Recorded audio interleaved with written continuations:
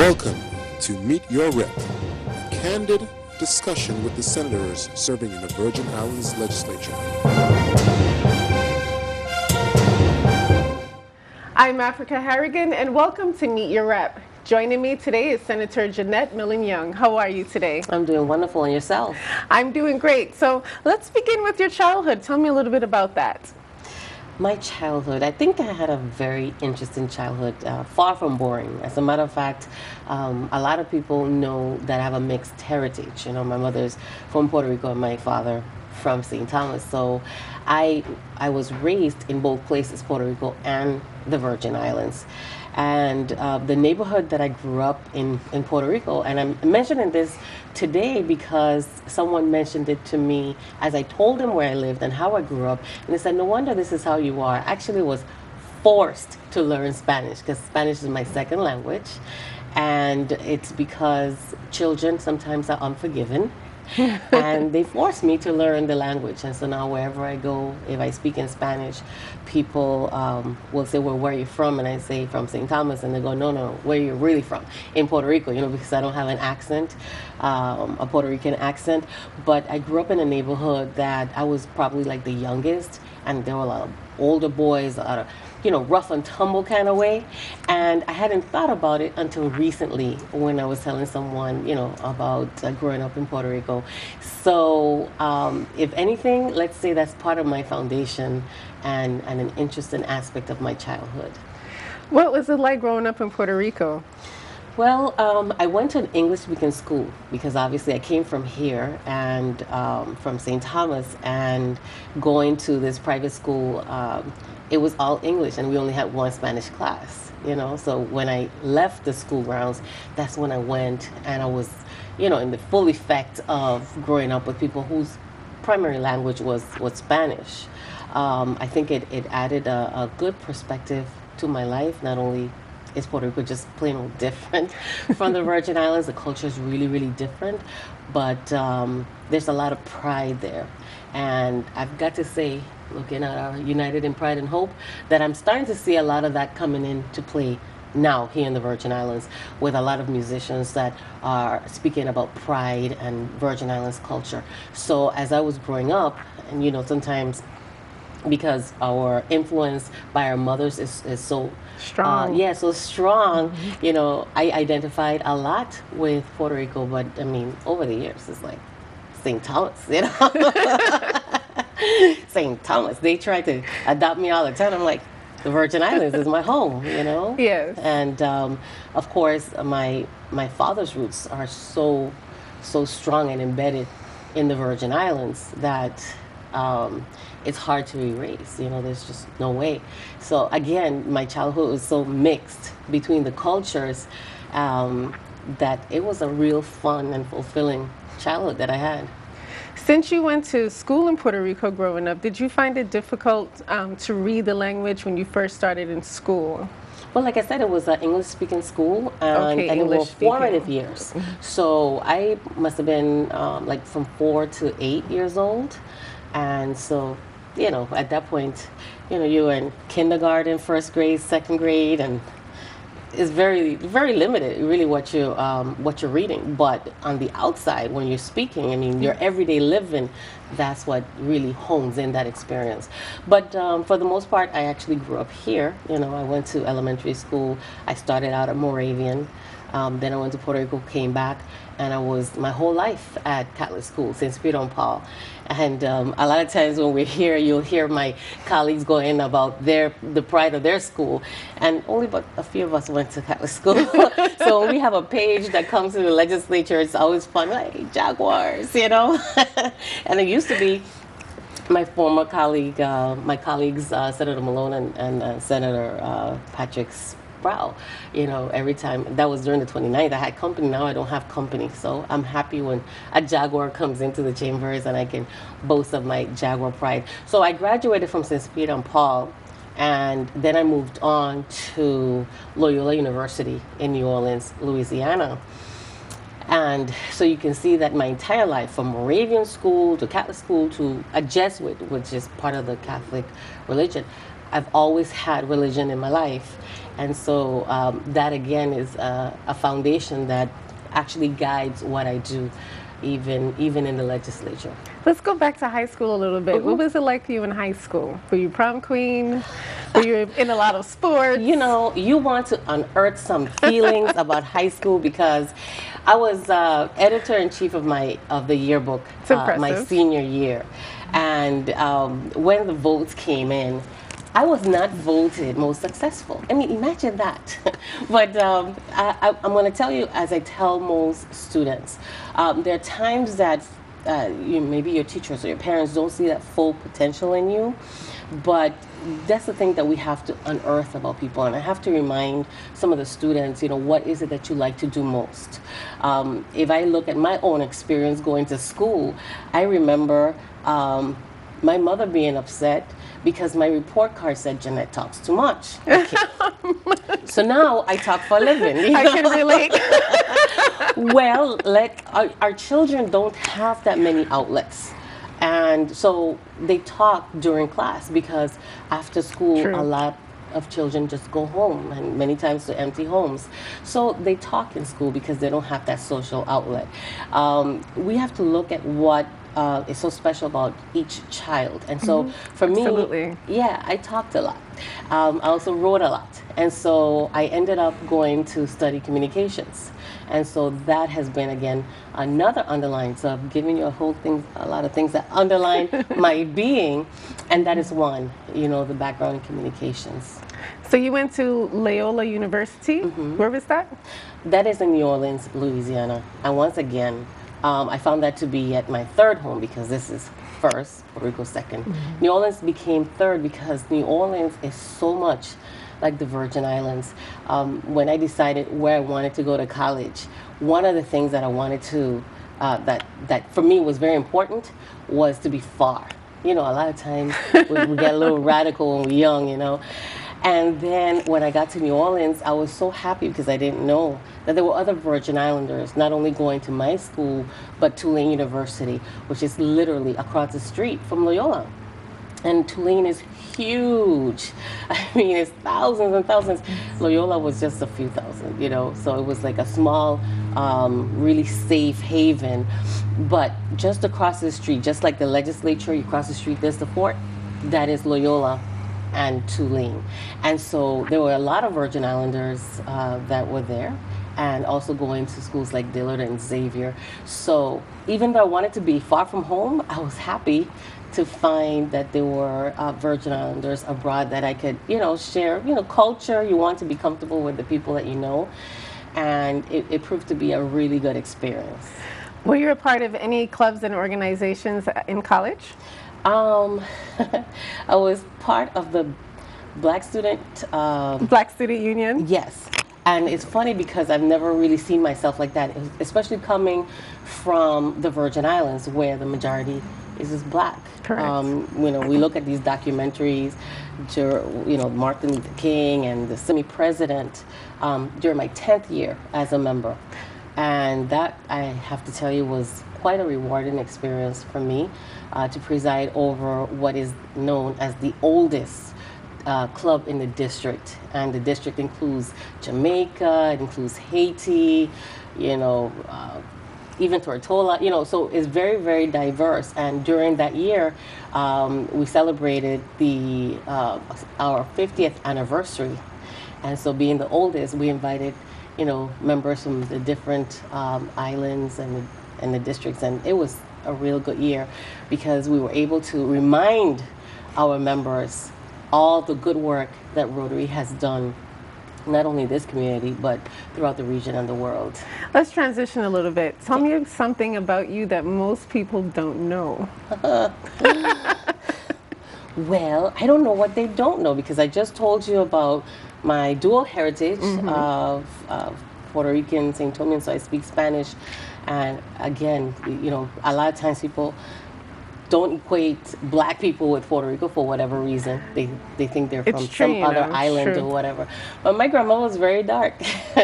My mother's mother was very dark. And so a lot of times I hear things, and I'll be very frank with you, oh, she's a Millin, so she got in, into public office. Well, I look at it in a positive way because every single member of the legislature gets in for a reason or the other. And then once you get in, you have to prove yourself. On both sides, I had leaders in my family. On my mother's side, my grandmother was the matriarch of her neighborhood. And she was a public health nurse to the point where she even served the mother of a former governor in Puerto Rico. And my mother has been more than once president of the Inner Wheel, and that's a community service social group. And then on my father's side, well, my grandmother was the first elected woman to the legislature. Before her, there were municipal council members, but she was the first woman elected to the first legislature of the Virgin Islands. And her son, my father, was the third elected lieutenant governor of the Virgin Islands. And so I know that perspective really shaped the person that I am, as well as the other elements that I shared with you, because while most people think it's a given that I would sit here today because, of these elected officials that came before me, I looked at it like, I don't think so. They gave a lot. They sacrificed a lot. Mm-hmm. It was a lot. And so I didn't think I was going to take this course until someone tapped me. And I serve, I believe, as a role model to other women because I have found that not just in politics, but also in the business sector, a lot of women grow because someone tapped them. Somebody said, you know what, I think you have this potential, let's hone that for you. And that is one of the reasons that I am very proud to say that I actually incorporated an organization. I founded an organization about 3 years ago called Women Striving for Success. And believe it or not, it's not political. It's business oriented, it's career oriented, but it is to help other women to tap the potential that we see out there that needs to be realized. Because potential is only as good as it comes out. Correct? Correct. You get, sometimes people say, oh, she's got a potential, but she isn't doing anything with it. But I like to be a part, and other women have joined me on that cause and that mission to find talent around the Virgin Islands, to be a support to other women, because it's a nasty rumor. Don't know if you heard it, but there's a myth that women don't support women. And so I want to be one of those persons to debunk that myth, because in truth, and in fact, there are men who don't support each other either. But it is when a woman, says something about a woman, it's like, oh, women don't support each other. Well, human beings are human beings. So whether I'm talking about this gentleman or I'm talking about this woman, somebody's always going to talk about you, but you have to move on from that. I tell children in the school, because I like talking to the children. People say, why pay attention to the children? They don't vote.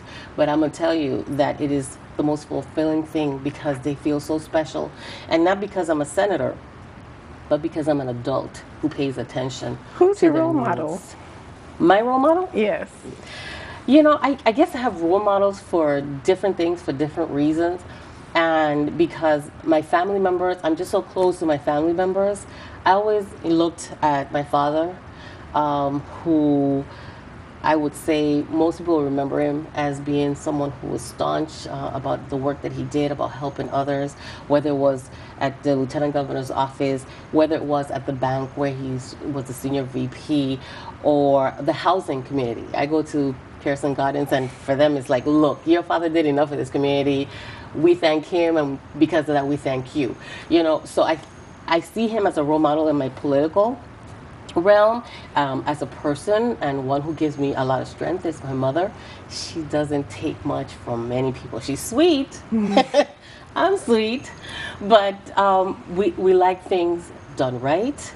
And I don't go as far as my mother. I mean, she is grateful to people who do stuff for her, and she'll remember they did something like 50 years ago, and she's still thanking them, and she's still giving them gifts, and she's almost like the Chinese, right? But gratitude and the sense of family I get from them. And so, I look at other women who have served in the legislature and some of the things that they've had to take and endure. And so, not one specific, but as a group, they serve as role models because they came before me. Serving as a woman in a capacity such as this is not the easiest thing, because you still have certain responsibilities at home, that you're still the woman of the house, you know. And so those are my role models, you know, in mass. Speaking of home, how do you balance your home life and your personal life with your work life? Sometimes I mix it, and I think as a woman I really can't do it any other way. And like I just told you, you know, my mother's my hanging buddy. A lot of times she's not available. I have to force my husband to be. My son will come, my sister will be there. And so we're just familial like that. You know, we're always together. So if there's a Christmas dinner or a Thanksgiving dinner, you know, that's when people decide that they're going to come and unite with family. But we usually eat together, you know. During the week is hard because my days are so long. As anybody who's watching this right now is probably someone who watches legit a lot. And you know that our meetings go from morning, sometimes to night, and sometimes to the next morning. Correct. And so it takes a very strong family foundation to be able to deal with that, because they then make an even bigger sacrifice knowing that you're sitting here you're working, doing for the people. That's why I don't think I will do it forever. But I certainly answered the call because I saw the commitment that others in my own family did before. When I was tapped for it, I said I'm ready to do so, and I will continue to serve all the way through, you know, the time that my passion, you know, gives me that strength to do it all the time. We're human beings. Mm-hmm. If you cut us, we bleed red. And sometimes people don't remember that when they attack a political person, that they're attacking, you know, take away that political part, you're attacking a person. But then we have to show the strength to move on, because everybody gets hurt by someone, everybody. But we're leaders, so we have to pick up the pieces a little faster and move forward. What is your proudest moment in life? Oh boy, after I got over the pain, childbirth. My son, he's a work in progress, and I tell him every day how much I love him and how much he has grown and changed and matured, and I have every faith and belief that he will succeed in life, because he'll mope and he's like a regular teenager. But Joshua is someone who gives me strength, because he has shown so much strength himself, you know. So between him and his dad, my family, I'm telling you, I am incredibly blessed. Absolutely. What sparks your interest outside of work? You talked about the women of business. Yes, women striving for success mm-hmm. is an outlet, and you know, I cheat a little bit because I say it's for everybody else, but the fulfillment that I find from doing the events that we do, from looking at these women when they leave so happy after an event, and even after the last conference that we had, there were takeaways, and the business women took what they learned to the boards at their offices, and they started to say, you know, this is what we need to do. This is how you start a day. This is, you know, those type of things, and that's what I find fulfilling. You know, before I worked as a senator, my background is in public relations, so I find that to be a good outlet, because it's separate and apart. We don't bring politics into the organization. For that, I may have to start something else to encourage more women to not only run for office, to tell you the truth, but also to serve in boards, to serve on boards and commissions.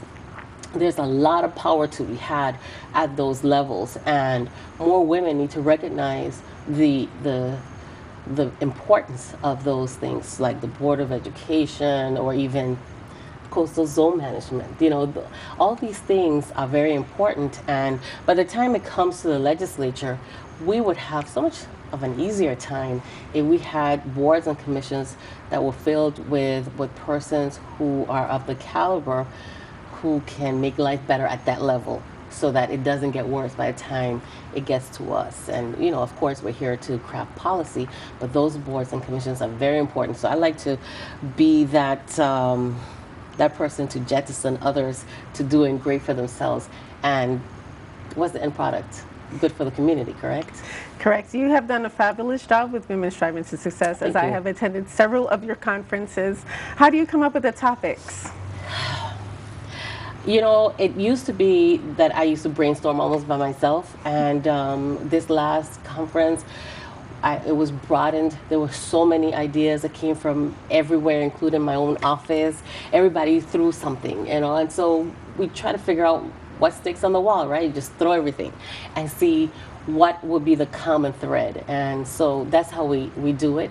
The first 2 times I was very fortunate to get someone of the stature of Concessions International, which, you know, they have several concessions and restaurants throughout the nation's airports. We spoke with the CEO, spoke to us. Not we spoke to her, she spoke to us. And then last year we had a vice president from Coca-Cola who is a young black woman. And she, interestingly, only 25 corporate vice presidents that you have, the senior level vice presidents, and she's one. And so to have that caliber of a woman to come and talk to us. And then this year we were fortunate to have our own Commissioner of Tourism, who so many wanted to hear her story. I mean, she's been in the tourism gambit for so long that they wanted to know more about the person and how she got to where she got. And she had a good story to tell. So I'm happy to play a role in bringing those ideas to fruition, because probably just an ordinary person would not be able to do it, but I serve as a catalyst to help others, you know, usher their ideas and let them, you know, rise to the top, like creme de la creme. Okay, legislative session is over. The conference is over. You're home and you turn on the radio. What kind of music do you like? You know, I like the sanctity of my home, and I don't usually play music at home.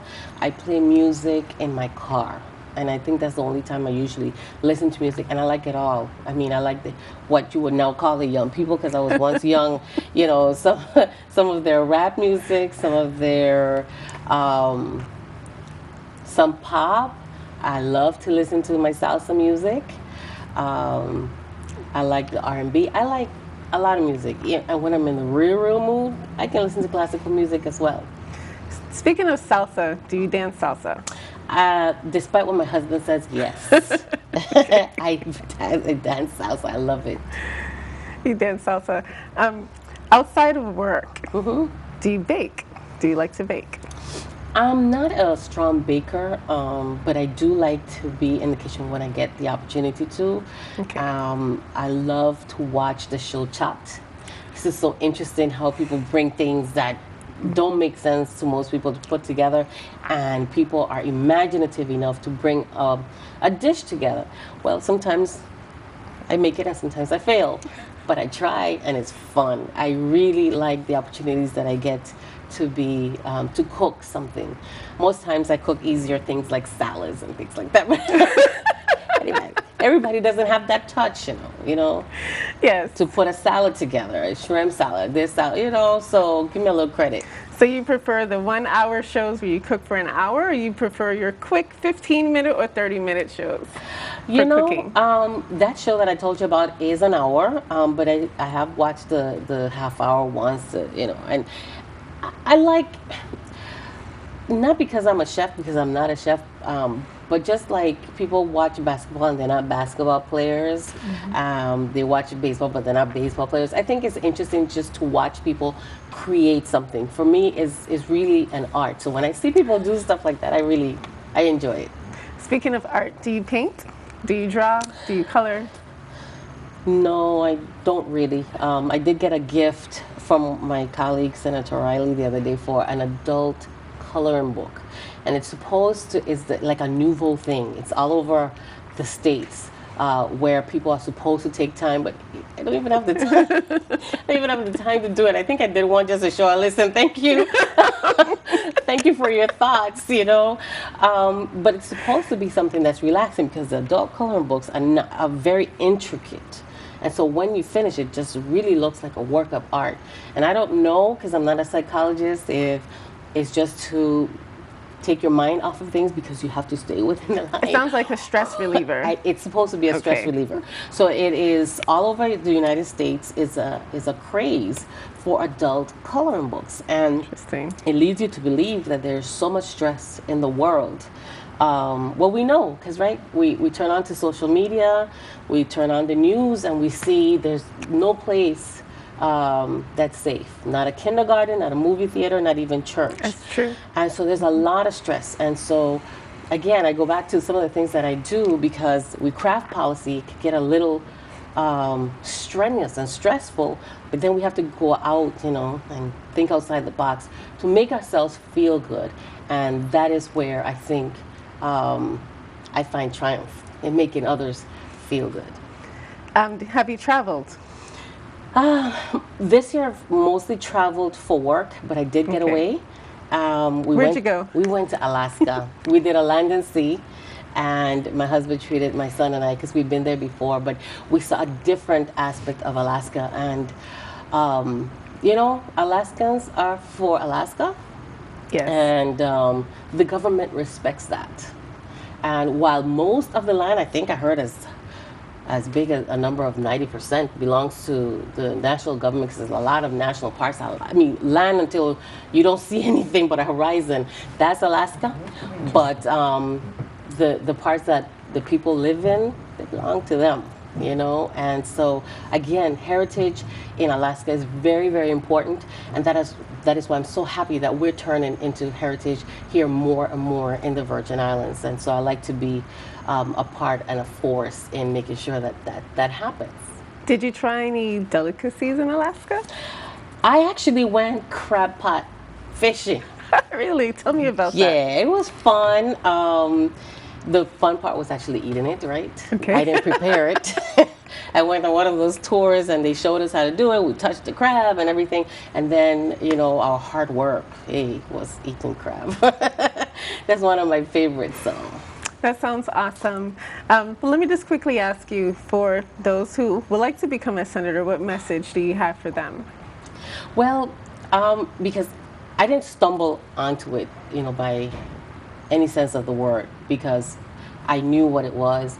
I worked here at the age of 16. I worked with Senator James O'Brien. He hired me. I used to come after school. I was a part of a lot of clubs in high school. If you look at my yearbook, I'm amazed that still there are many clubs that I participated in. I went to college. I participated in clubs. I graduated, became a professional. Again, I was a member of many clubs. And I think it is really important that if you want to serve your public, that you would have served in some capacity, that you join an organization, that you are a doer, not just a member, that you lead a committee, that you learn parliamentary procedure, and ultimately that you care about your community. And a lot of times people get lost in that fact.